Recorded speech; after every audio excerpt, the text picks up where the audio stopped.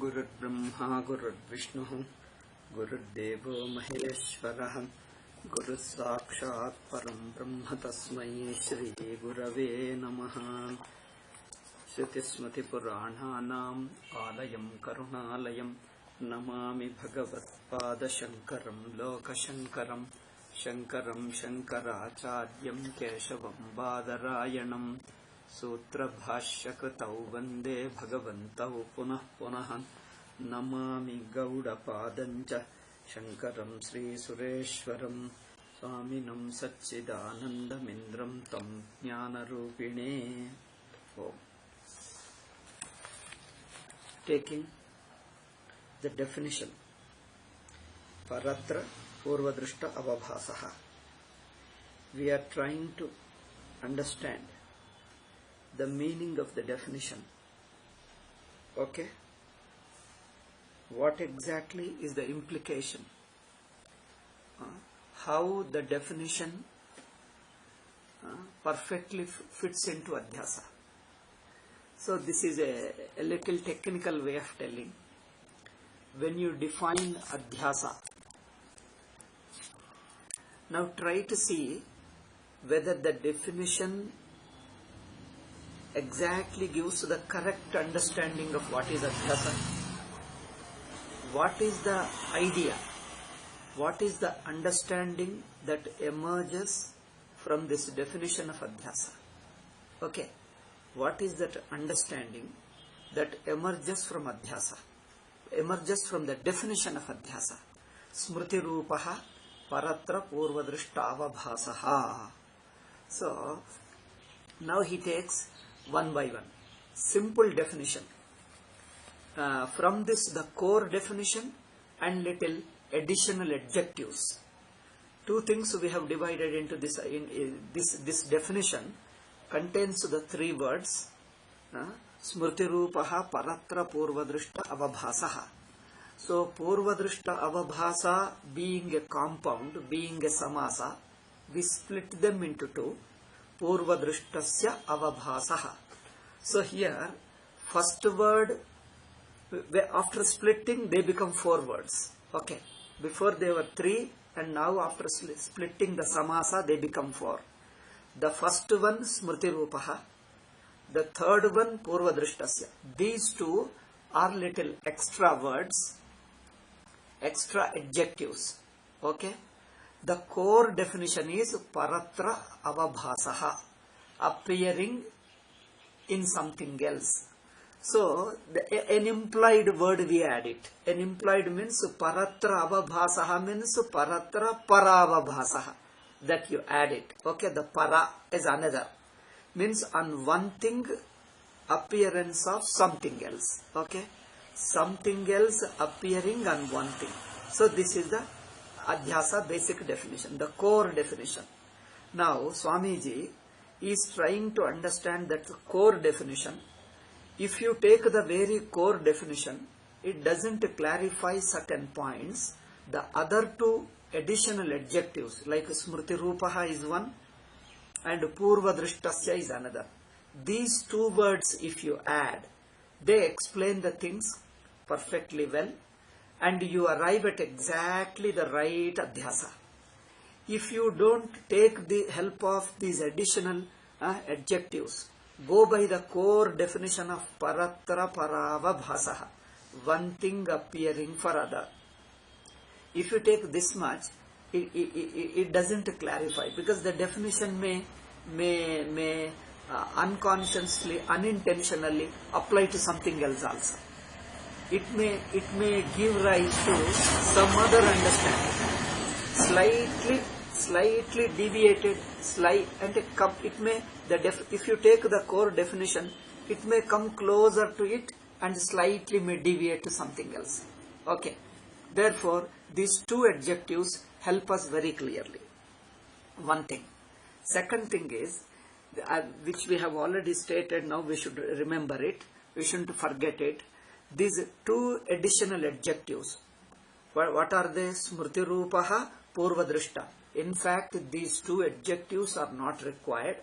The core definition is enough. for helping you to understand this Atma Adhyasa, Adhyatmika Adhyasa. In Adhyatmika Adhyasa, Atma is taken for Anatma. That's all. Atma is mistaken for Anatma. So, or Anatma, Atma mutual. That's okay. That is a little more implication. So, basic thing is one thing mistaken for other is Adhyasa. That is the core definition. So, the other additional two adjectives help us to understand the worldly instance of Adhyasa. Now, Swamiji is take a worldly instance of Adhyasa. Okay. Worldly instance of Adhyasa, rope mistaken for snake. Now, if we take how these two additional adjectives help us to clarify or exactly pinpoint the worldly instance of Adhyasa. First, let us take the core definition of Adhyasa, that is one thing appears as differently. One thing appears differently. You take this much. And if this core Adhyasa, no doubt, applies to our Adhyatmika Adhyasa perfectly well. You don't need those additional two adjectives. But in the worldly instance of Adhyasa, if you take the core definition alone, it will give rise to some funny understanding. Means some kind of a few misunderstandings it gives rise to. So to avoid those misunderstandings and pinpoint the Adhyasa, worldly instance, okay, remember it. To pinpoint the worldly instance of Adhyasa, these two adjectives are helpful. How Swamiji analyzes here? Because when you write commentary, you are writing for all kinds of people together, scholars, simple Vedantins, all kinds of people. Scholars want everything very perfectly, technically it should be explained. In fact, it is a technical explanation, but still it is interesting. You can see how he takes Paratra Parava Bhasaha is a core Adhyasa. Now he says A, B, C, D, E, 5. 5 interpretations he takes from them. Out of them, which one is the perfect definition of Adhyasa? Okay. Now, Paratra Parava Bhasaha. One thing appears as another, or one thing appears on another. This is the literal translation. One thing appears on another. If you take this definition alone, seeing one upon another. If you take this core definition, leave out those two adjectives, then this will give rise to some other understanding. See, Paratra Parava Bhasaha Ityanena Kunde Badaranam Iva Adhara Adheya Bhavena Pratitir Navagantavya. It would give that if one thing, seeing one thing upon the other, if you take the core definition, again I repeat it, core definition is perfectly makes sense regarding Atma Adhyasa, Adhyatmika Adhyasa. But in the worldly instance of Adhyasa, the core definition is not enough because it gives rise to some misunderstanding. There the two adjectives, Smriti Rupaha, Purvadrushtasya, these two adjectives are really helpful. Okay. Now take the first. Paratra Parava Avabhasaha. Seeing one thing upon another. If you take core Adhyasa and apply it to worldly instance, what does it mean? You ask a simple common man. Seeing a book on the table. Seeing one thing upon the other. See, if you take the core definition, generally people don't see that seeing the snake upon the rope. No, they won't go to that. You take a simple common man's sense. Take seeing a book on the table. That's what appears to be. If you take the core Adhyasa and try to understand a worldly instance, it doesn't give a clear understanding. For a worldly instance of Adhyasa, these two adjectives are really helpful because seeing a book on the table, Swamiji's example is Kunde Badaranam. Badara.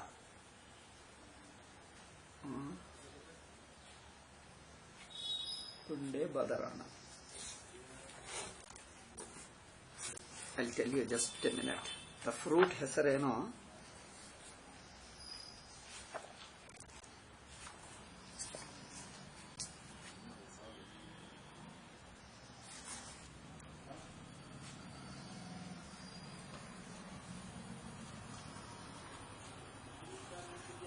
ಈಗ ಬಂದಿದೆ ಕನ್ನಡದಲ್ಲಿ. ಇದಕ್ಕೆ ಎಳಚಿ ಹಣ್ಣು ಅಥವಾ ಬೋರೆ ಹಣ್ಣು. The dictionary says ಬೋರೆ ಹಣ್ಣು or ಎಳಚಿ ಹಣ್ಣು. The monkeys eat them small of this size. The fruits, that is called badari. Badara phalam is small that. I think those trees are there in Badari. That's why they call it a Badari Narayana. Badari trees, some people say there are plenty of those Badari trees. That Elachi Hannu or Bore Hannu. So, that Badara fruits, some cherries, Indian cherries, if they are put in a basket, that's what it simply means, seeing one thing upon the other. Therefore, that is not Adhyasa. Therefore, it gives rise to misunderstanding. Because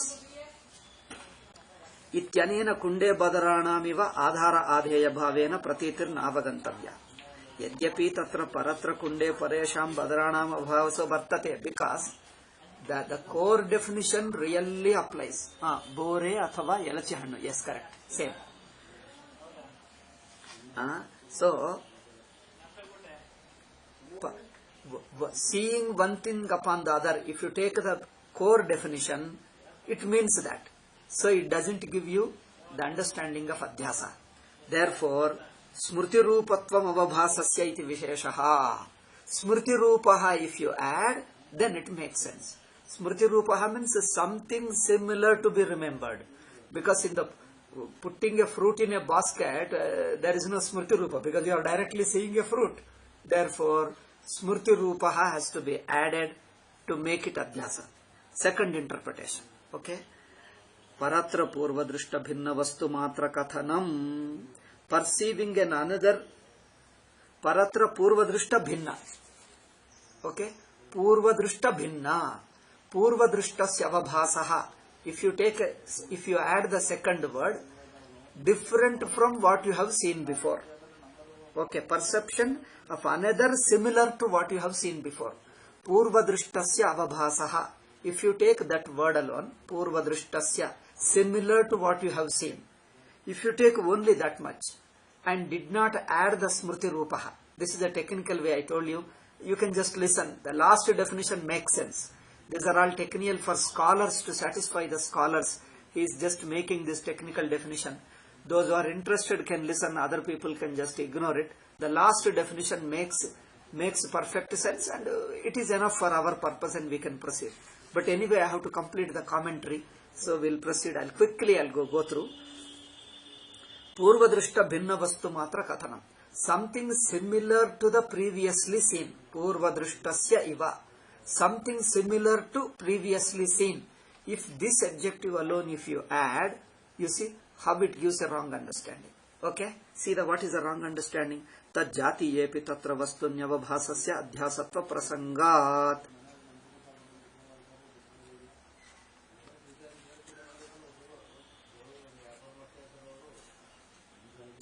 Suppose you see Purva drishtasya iva.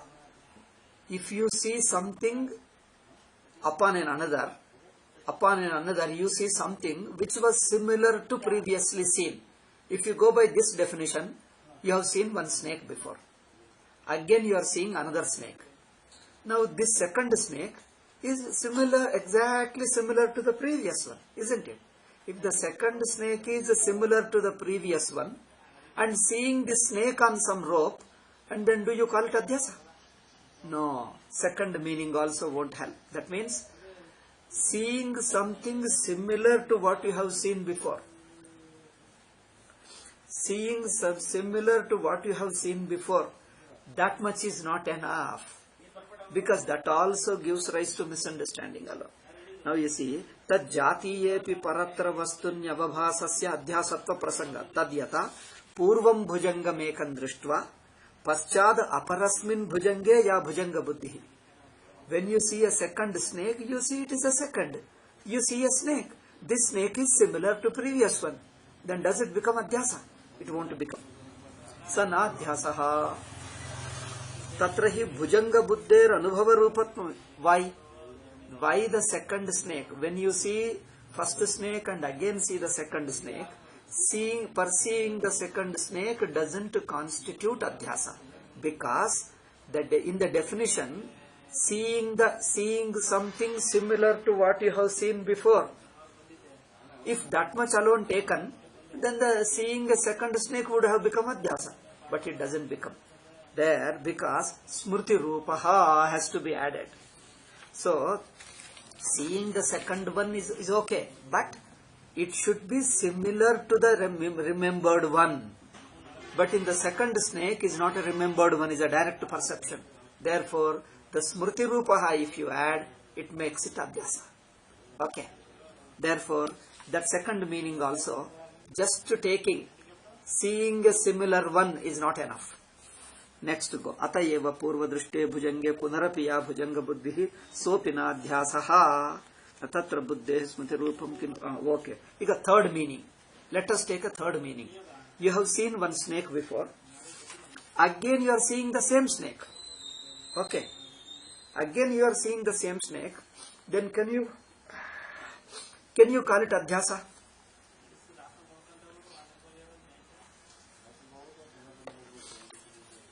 You see one person, next day again you see him. Do you call it adhyasa? Because paratra purva drishta, paratra parava bhasaha, if you take the core definition, it just becomes, any experience become adhyasa. No, it's not. Purva drishte bhujange punarapi bhujanga buddhi sopi adhyasaha na. This is not adhyasa because smriti rupa, similar to remembered thing.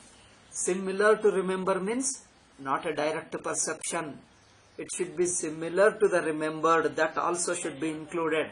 Otherwise it would become pratyabhijna. Pratyabhijna means recognizing a person whom you have seen before. It would become recognition, not adhyasa. To make it adhyasa, you have to add similar to what was seen before. Similar to what was seen before, that adjective also should be added. So third definition also, we have understand that smriti rupaha has to be brought again and again.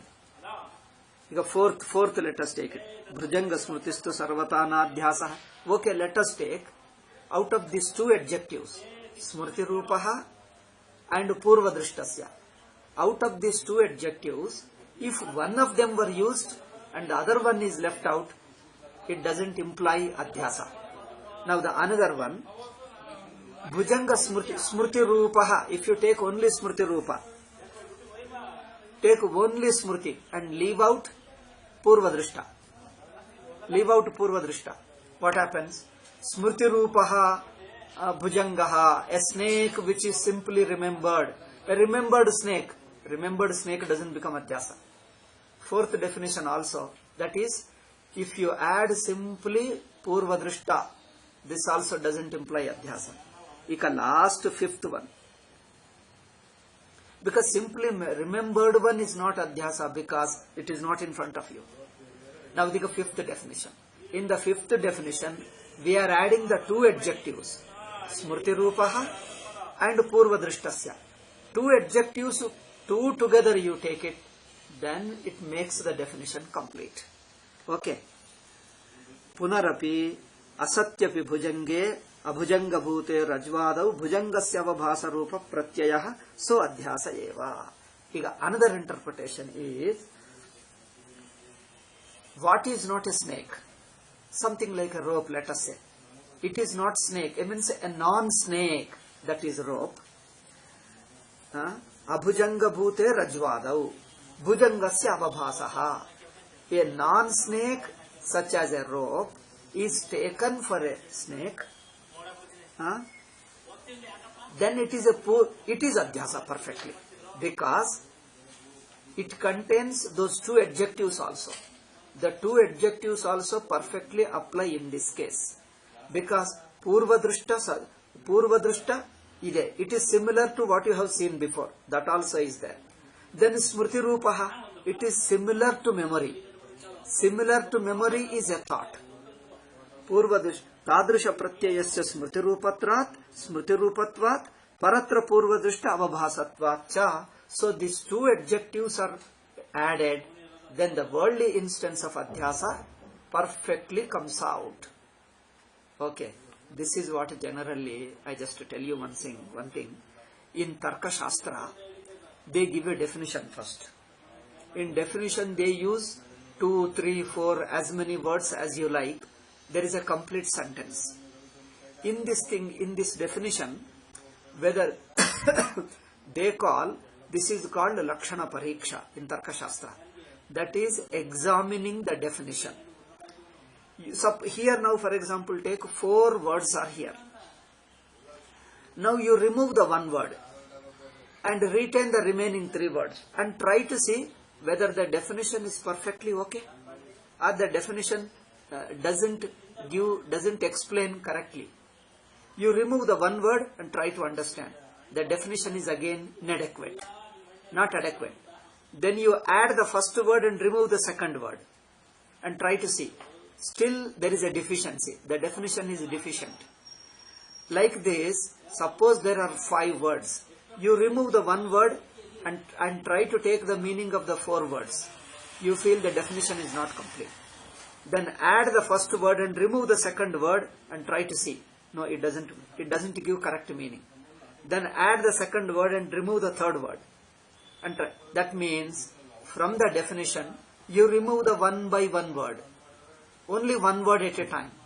And see whether the remaining words convey the perfect meaning. That means this definition is perfect. When you understand that, the definition becomes incomplete without any single word. All the words combined together give you the complete meaning of Adhyasa. This is called Lakshana Pariksha in Tarka Shastra. So once the definition has come, Swamiji is using, I don't know why generally Swamiji doesn't use, but here he has used the Tarka Shastra. So all the 4 words together give the complete meaning.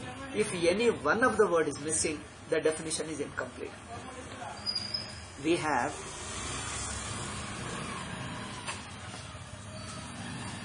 one, shall I give you one sayings among the different Shastrakaras, among the Vaiyakaranas, among the Samskrita Vyakarana grammarians, there is one rule. Ardhamatra lagavena putrotsavam manyante Vaiyakarana. When we were studying Vyakarana, our Guruji used to say, Ardhamatra lagavena. They try to explain as few words as briefly as possible. But the idea should be very clear, but as briefly as possible, as few words as possible. That means to try to bring down, don't use unnecessary extra word. If you can convey by 1 word less, use less alone. Don't add any extra word. So, a brevity while communicating perfectly well. Therefore, Ardhamatra Lagavena. If you can bring down by 1 letter, if you can cut down 1 letter and still communicate, they will celebrate it as a birth of a son. Putrotsavam manyante Vaiyakarana. They feel it is a great happy occasion. Happy occasion like when a son is born to you. So this is the Vaiyakarana's niyama. In the Vyakarana Shastra Panini, they try to use as few words as possible. Then coming to the Tarka. In Tarka, the definition should be perfect. Use certain words. You may use more words, less words, they are not particular about them. You may use more words or less words. But all the words should become necessary. All the words should become must necessary. If without 1 word, if the definition doesn't give you complete meaning, that means that word is necessary. Generally, when we see the Shastra, each word they try to explain. Why this word was used? See, we say why this particular word was used. Suppose Smriti Rupaha, why it was used? If Smriti Rupa was not there, would it not be enough to communicate? No. Suppose you try to remove 1 word and see the remaining definition. Oh, it is not communicating. That means this word is compulsory. Then remove the second word and try to see. No, it is not communicating. Then retain the second word. Then the third word. Each word you try to remove and try to understand the definition. It doesn't communicate clearly. That means that word is a must. Compulsorily that word is inevitable. that word is inevitable to explain this meaning. That way, a definition should contain as many words as they are necessarily required to explain the point perfectly well. This is called a definition. This is how the Tarka Shastra says, and all our Shastrakaras study Vyakarna and Tarka and come to any other Shastra. Therefore, when they talk, you can see them, the accuracy in their talking. Accuracy when they don't use a single word extra, single word less. No word, there should be no superfluous word. There should be no word less. And the idea should be perfectly clear. Okay? This is how their discipline of thinking is developed.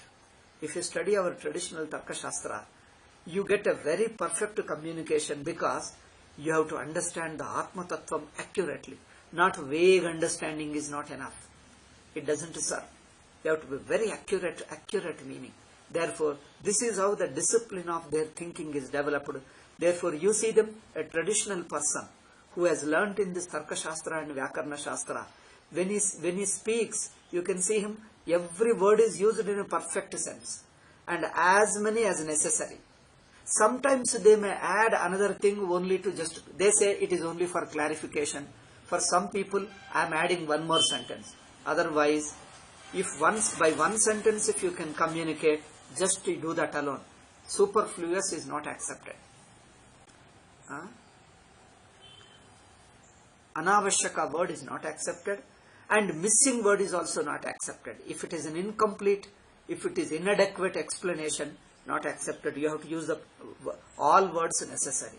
Third, another point is, the word should be used in the exact meaning. You can't use the word in a vague way or some other word used in here. That word should have a very clearly, its own denoted meaning. Okay. What it points out should be very clear.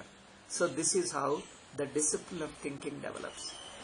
Padavakya Pramanataha, Shankaracharya says in the beginning of Taittiriya Bhashya, Purvacharyas, he says, my gurus have taught me, Shankaracharya himself says, my gurus have taught me, explained to me these Upanishadic mantras according to Pada, Vakya, Pramana.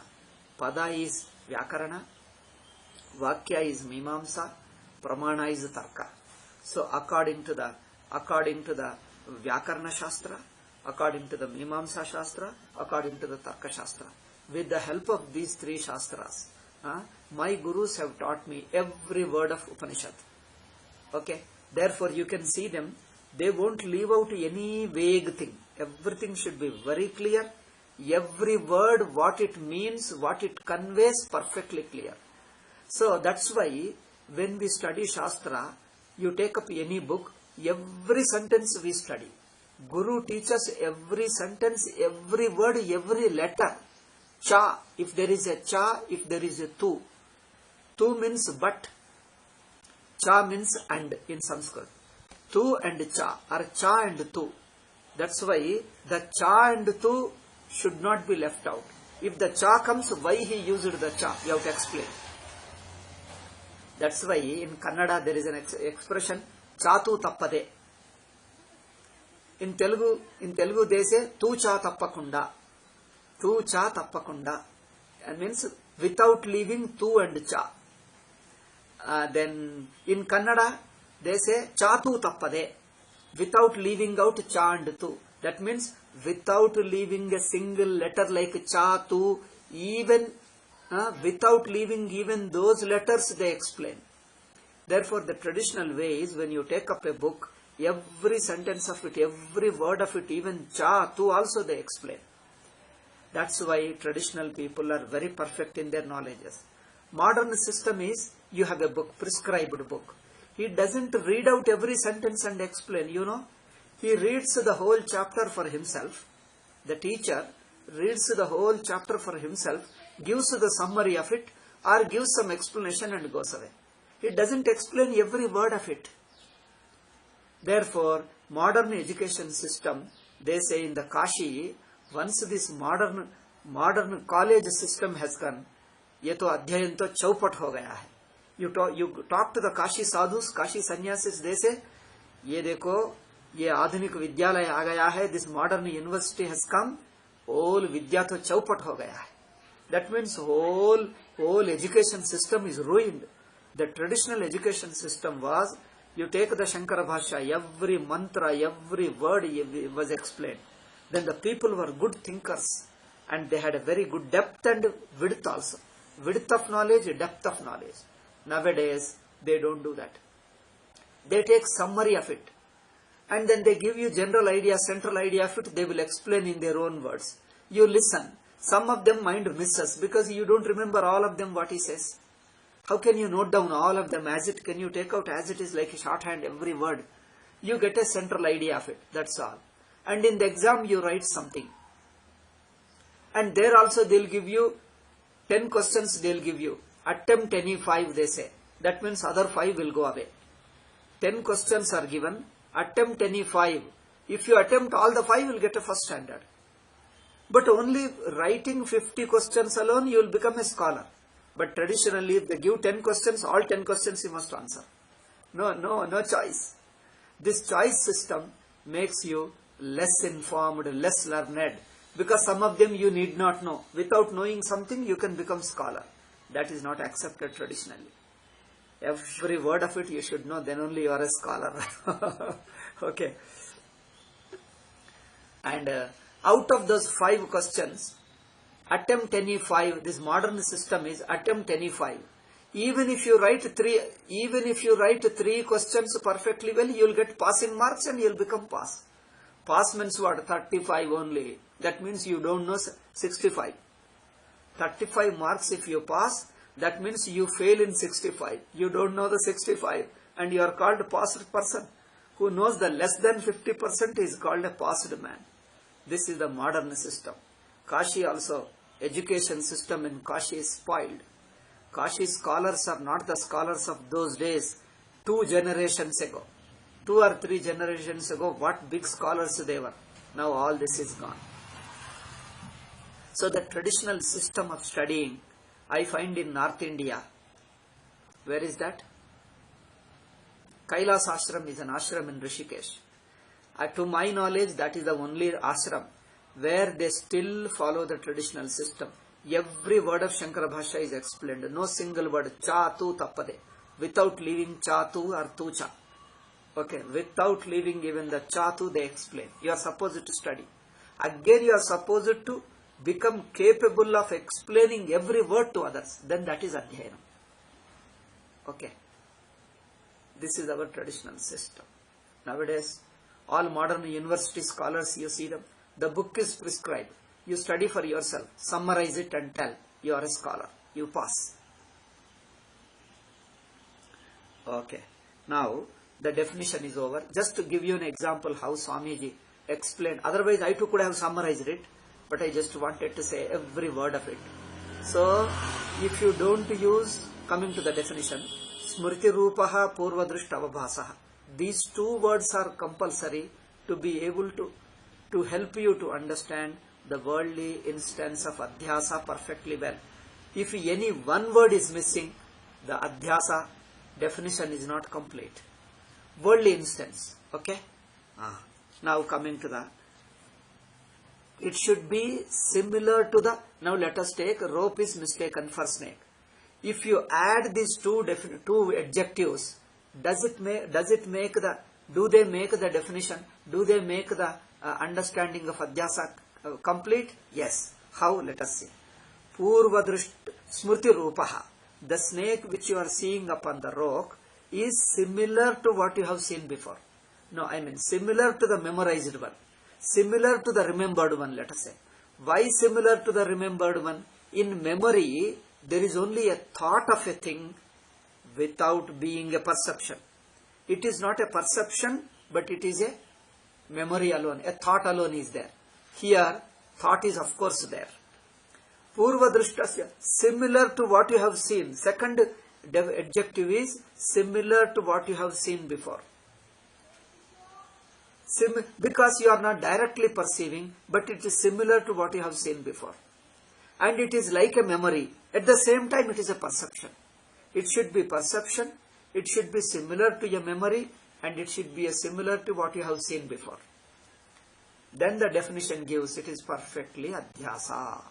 Okay, proceed with it. Go to the next paragraph.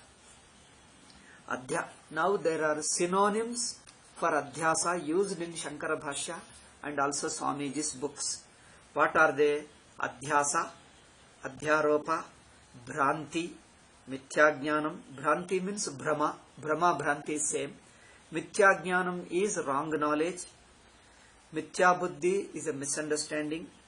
Mithya pratyayaha, again the mistake. Mithya bhimanaha, wrong identification. Anyatha grahanam, again taking it for something else. Viparita jnanam, Swamiji has left out. There is one more thing. Viparyaya jnanam. Viparyayaha, viparyaya jnanam. All these mean adhyasa alone.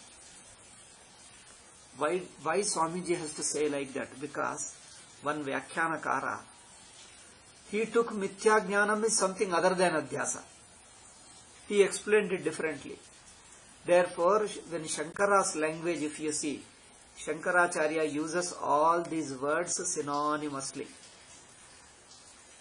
So, that explanation of Panchapadikakara has become a standard explanation of Advaitins. Among the Advaitins, Mithya Jnanam means not Adhyasa, something a material cause of Adhyasa. That will come later. This definition, this explanation has become a standard.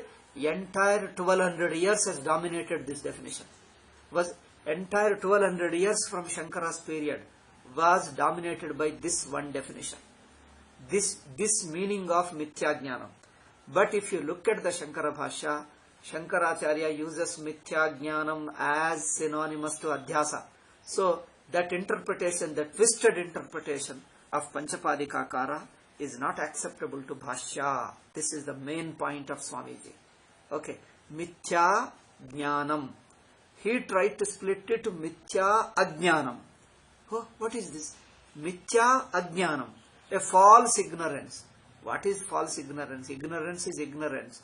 Why call it a false ignorance? Ignorance means it is wrongly, it is not there. But how else be ignorance if it is not false? Can there be real ignorance? False ignorance. So, by interpreting that way, and false ignorance is something other than Adhyasa. Now you have gone out of track.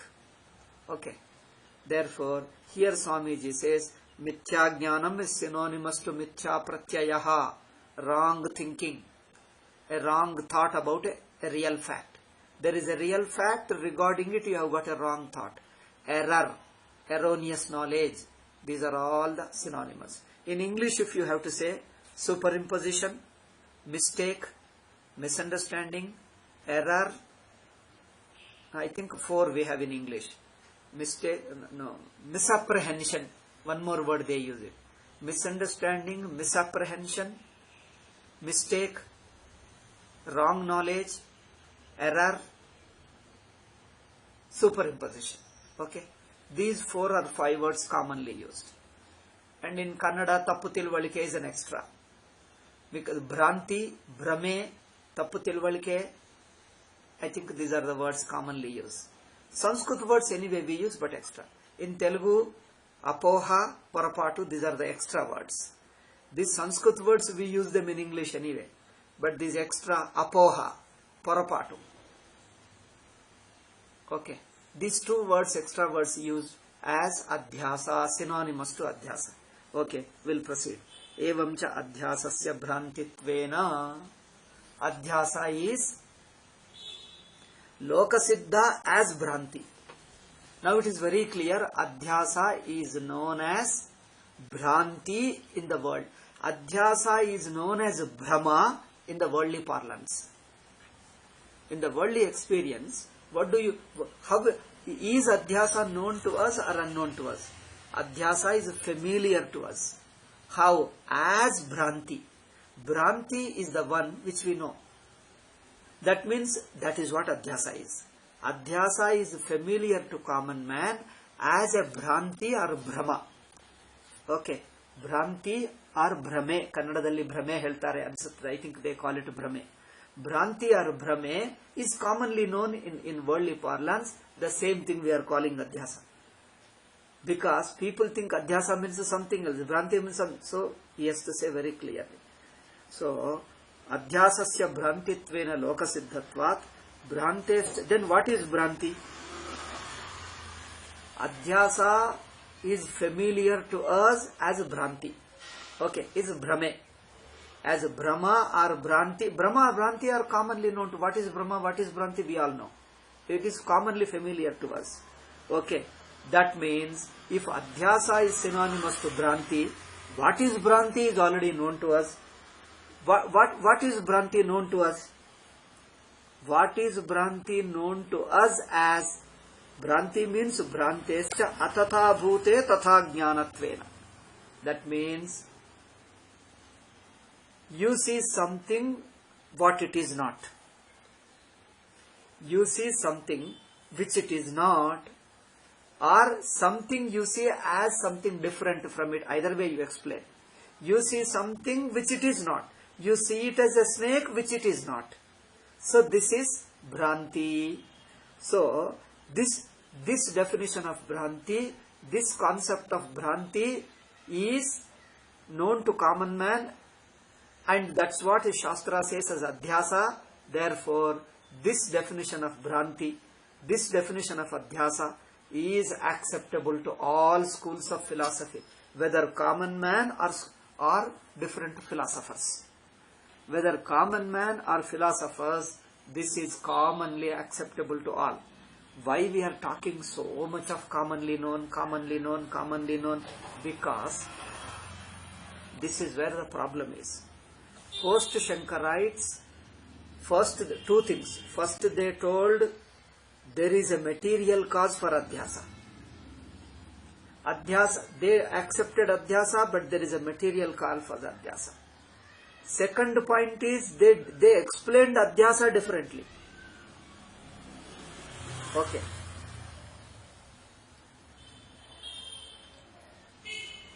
They explained Adhyasa somewhat differently. And that Adhyasa is a product, they explained it. And that makes it very complicated. Swamiji is again and again emphasizing what is known to all common people and all philosophers unanimously agree. That alone is Adhyasa Shankara is referring to. What is commonly known to all? What is Adhyasa? Brahma, Bhranti. We have many instances of Brahma and Bhranti in our life. That's what he means Adhyasa. It is just that much, nothing more, nothing less. Okay, I think we have an expression in English.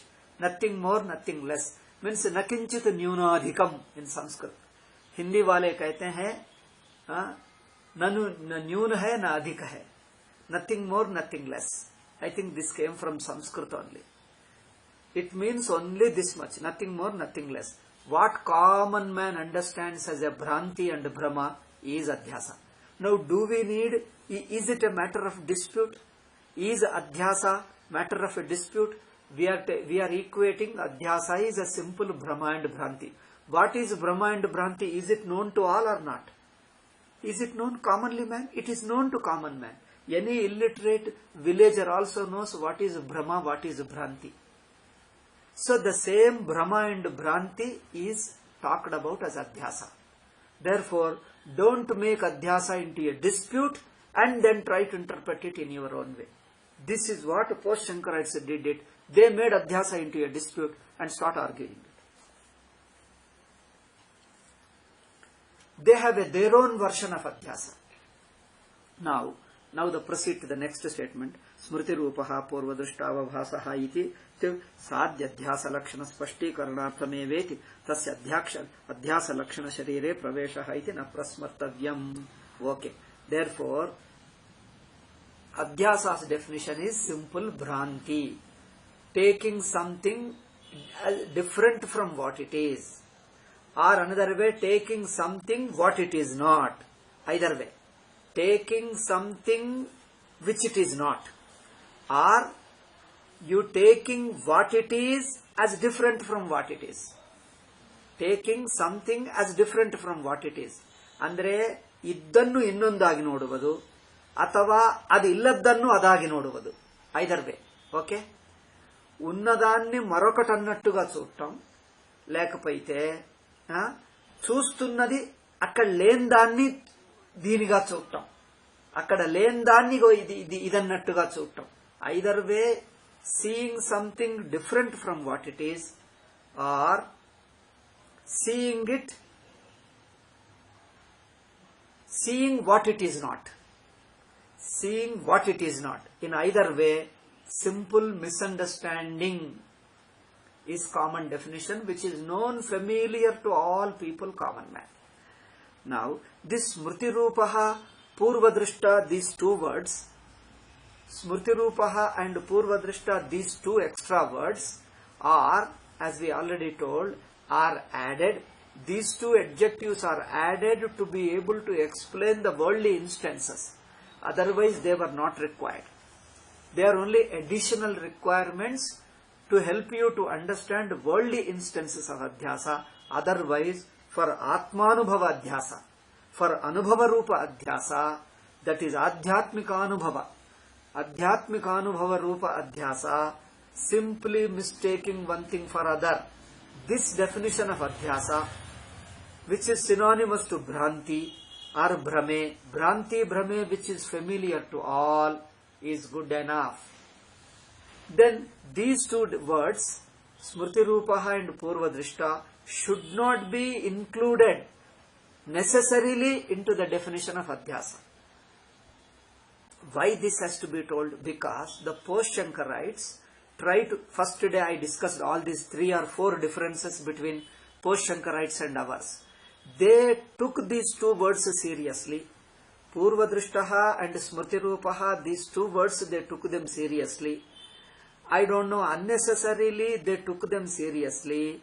In fact, these two words are applicable to the worldly instances of adhyasa. They tried to apply these two to the Atma adhyasa. That means Atmanubhava adhyasa. And now they are trying to define the Atmanubhava adhyasa with the help of these two words. Then the adhyasa becomes the most complicated thing on the earth. You know, in Vedanta, what is it? You talk to anybody. They say, he says he is studying Vedanta. It happened once, Chandrasekhara Bharati, Sringeri Acharya, in his books, in his talks with his dialogues with Guru, one place one disciple goes to him, one bhakta, and does namaskara and sits there and he does talking something. During the talk, the topic comes, Swamiji, I have been studying Vedanta. Then he asked, how is your Vedanta study going on? And he says, Swamiji, I am studying Vedanta. How are you able to understand? He says, I have understood everything. Every point is very clear. My Guru is explaining and I am understand. Only one thing I am finding very difficult to understand. What is it? He says, this Maya I am not able to understand. It is very, very confusing to me. For everybody, Maya is the only confusion. Because post-Shankarites made it confusing only. They made it only confusing. So their adhyasa concept is only confusing. Their adhyasa, their Maya, both are a bundle of confusion. In fact, all other schools other than Advaitins, Ramanuja, Madhva, in many other people, everybody made, when they criticized Advaita, they say, okay, certain other things we may simply say we differ. We may not accept all the points of adhyasa. We say that we differ from the Advaitins and we may not accept. Okay, if you differ, it is not a problem. But what is the biggest contention, a nirantara, what you call a conflict, eternal topic of contention. Contention means quarrel. Is this their special definition of adhyasa and Mula Vidya. That is Maya.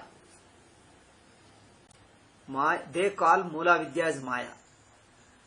In Shankaras, Maya is different from Mula Vidya, but they call Mula Vidya as Maya. Maya is simple avyaktam. That's not a confusion. In Shankara's language, Maya is simple avyakta nama rupa. That becomes easy to understand. Even a child can understand. But they made the Maya into such a complicated thing, equated to Mula Vidya. Mula Vidya is such a complex thing. I think even scholars don't understand because it can never be understood. The very concept is a confusion. How can anybody understand? It is confusion. How can anybody understand what is confusion? Therefore, other schools of philosophy, all non-Advaitins, made Vedanta. On this point alone, they made Purvapaksha of Vedanta, particularly, especially on this avidya, on this adhyasa explanation. They say we don't accept it.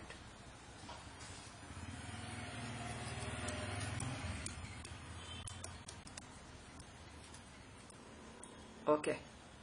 Therefore, Sachidananda Swamiji is repeatedly telling what is familiar to all people, what is Brahma, the same thing. You already know it. We are not giving a new definition, new concept of Adhyasa to you, as the post-Shankarites, Panchapadika onwards, have been trying.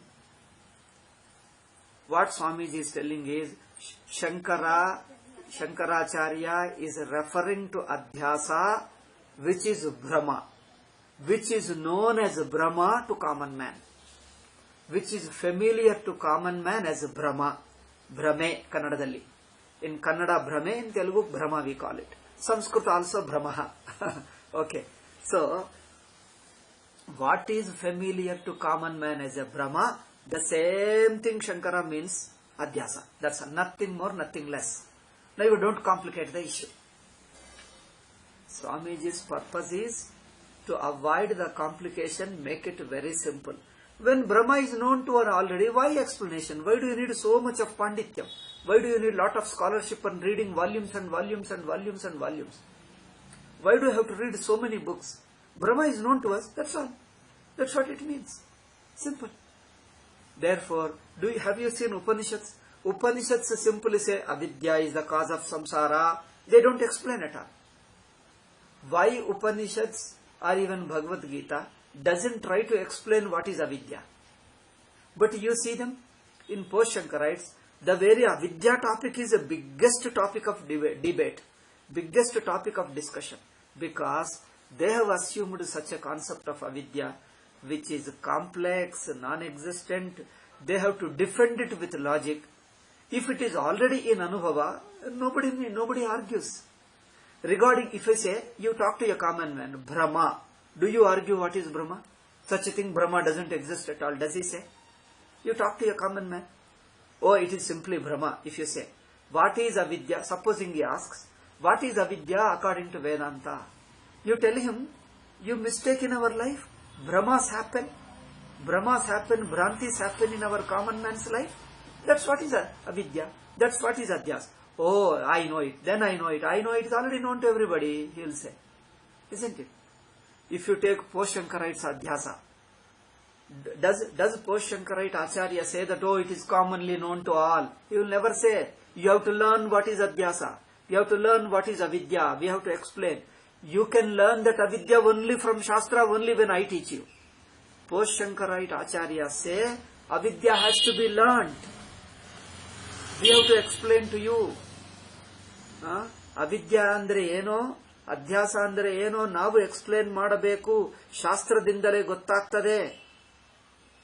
అవిద్య అంటే ఏమిటి, అధ్యాస అంటే ఏమిటి, శాస్త్రం చెప్తేనే మీకు తెలియాలి, లేకపోతే తెలియదు. ಅದಕ್ಕೋಸ್ಕರ ನಾವು ಹೇಳ್ತಾ ಇದ್ದೀವಿ, ಕೇಳು. That's why we are telling you, listen. Okay. This is what the post-Shankarite Vedanta has been doing it. Upanishads simply use the word avidya. Nothing more, nothing less. Simply use the word avidya. See, when can you use a simple word without explaining it, without defining it? When can you use a simple word avidya? When can you use any word for that matter? You can use any word if it is so familiar, commonly known to all. What is sun is rising? Do I have to explain what is rising, what is sun? So commonly known to everybody.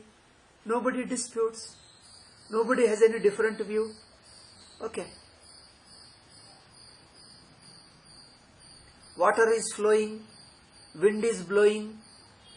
What is blowing? Oh, I differ from you. I don't accept wind. Wind is blowing. Does anybody say? This is pen. Do people argue and debate and say that no, it is different? And do people have difference of opinion regarding that it is a pen? It is a very clear. So what is a matter of everybody's experience. What is a familiar experience? No dispute, no quarrel, no difference of opinion. It is very simple. Therefore, Upanishad simply says avidya and leaves them. What is avidya? What is already known to us? Brahma. Brahma is known to us. That's what we mean. Okay? Swamiji's adhyasa is only this much. What is known to us? Okay.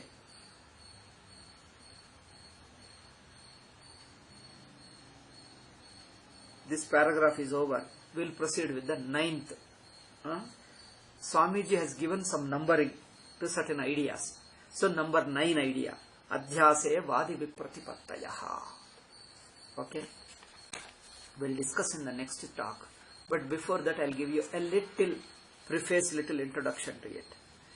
He is discussing different concepts of adhyasa. Adhyasa, simply we told, taking one thing as something different from it. This is a simple definition of adhyasa. Shankaracharya says, I mean adhyasa only this much. That's all. But different schools of philosophy, different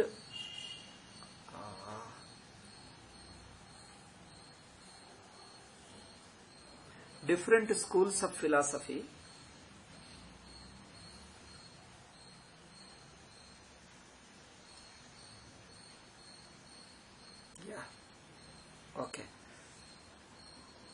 they define what is adhyasa.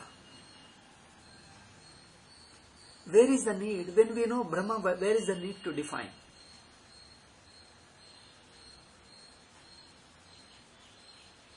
I don't know how to introduce it because it is unnecessarily complicated. Anyway, I'll tell you a little bit. I think I'll touch the Shankaras and others. I think that clarifies. That is enough. I don't have to go into other details. Shankaracharya refers to 3. Some people say adhyasa means this. That we are going to discuss in the next class. Adhyasa means this. Somebody says adhyasa means this. Somebody says adhyasa means this. Okay. 3.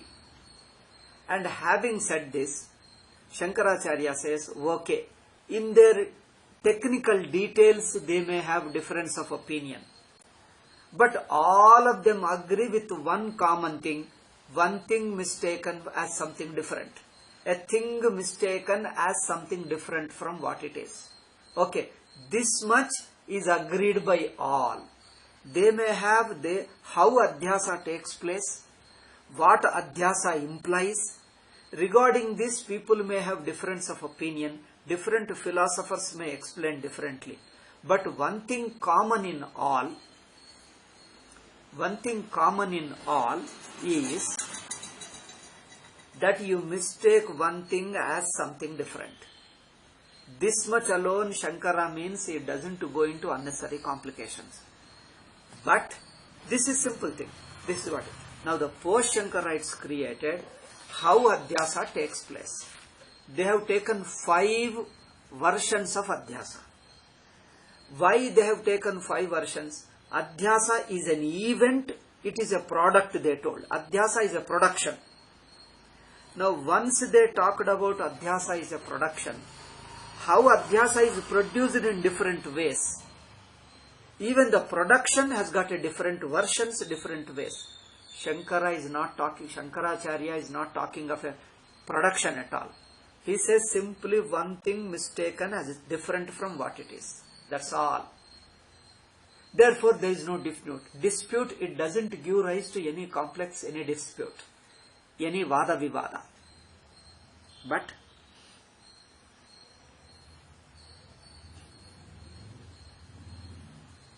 post-Shankarites have taken adhyasa is a production. But how it is produced? Okay. How it is produced? In the production, how exactly the two things get mixed up? See, in adhyasa, one thing is another, that one and the other. These two in what combination, what relation they stand. Abba. One is it is a production, another is how they are totally related, how these two things are related. The relation between Adhisthana Adhyasa, they are explaining differently, they are explaining. Therefore, post-Shankarites commenting on Adhyasa Bhashya, they made it into a highly complex thing. Therefore, people have thought that Adhyasa is most difficult thing in Vedanta to understand. But Shankara was simply referring that one thing understanding different is common to all. You have no dispute, no quarrel. Nothing more, nothing less. But they made it very complicated, and then out of them they say one particular version is Shankara is accepting. They take it five versions of Adhyasa production, and Shankara is choosing his own version of Adhyasa production. This is how they interpret. See this? Note the difference? In the next class I will repeat this point. Shankara is not telling. What post Shankara is telling is different ways of production of Adhyasa. Says Shankara is referring to different ways of production of Adhyasa. Out of them he is choosing his own version of production of Adhyasa. This is the way post Shankarites interpret. But Swamiji is telling Shankaracharya is not talking of the different ways of production. He is only telling how different people take it differently. But in all of them, one thing is common, that one thing is mistaken for other. This is common. That's what we mean it. Our definition, our understanding of Adhyasa is a common man's Bhranti, and common man's Bhranti is acceptable to all. That's all. That means there is a Bhranti in everybody's life. That's enough. Now he doesn't go into how produced and how all those things, he doesn't go into those details. That unnecessary complication he doesn't make it. This point we'll discuss in the next class. Okay? Om Shanti Shanti Shanti Hari Om.